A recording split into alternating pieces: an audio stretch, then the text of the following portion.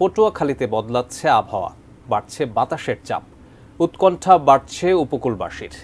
দক্ষিণ পশ্চিম অঞ্চলের সবচেয়ে বড় মৎস্য অবতরণ কেন্দ্র আলিপুর মহিপুর বন্দর থেকে বিস্তারিত জানাচ্ছেন পটুয়াখালী প্রতিনিধি জাহিদ রিপন।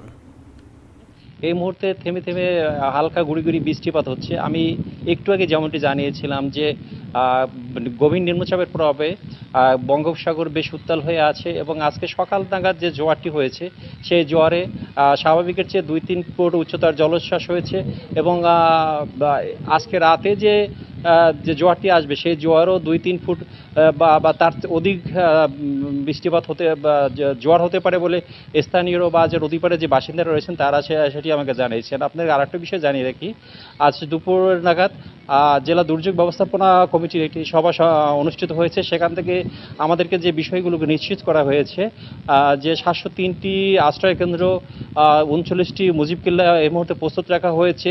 পাশাপাশি কোস্টগার্ড, নৌবাহিনী, নৌ পুলিশ এবং যেসব স্বেচ্ছাসেবক রয়েছেন সিপিবি এবং রেড ক্রসের যে 9000 স্বেচ্ছাসেবক রয়েছে তাদেরকেও প্রস্তুত রাখা হয়েছে। পাশাপাশি 76টি মেডিকেল টিম গঠন করা হয়েছে, সেগুলোকেও প্রস্তুত রাখা হয়েছে এবং দুর্যোগকালীন সময় এবং দুর্যোগ পরবর্তী সময়ে খাবারের ব্যবস্থাও করে রাখা হয়েছে এবং এই খাতে প্রায় 24.5 লক্ষ টাকার মতো বরাদ্দ ইতিমধ্যে দেওয়া হয়েছে বলে নিশ্চিত করা হয়েছে।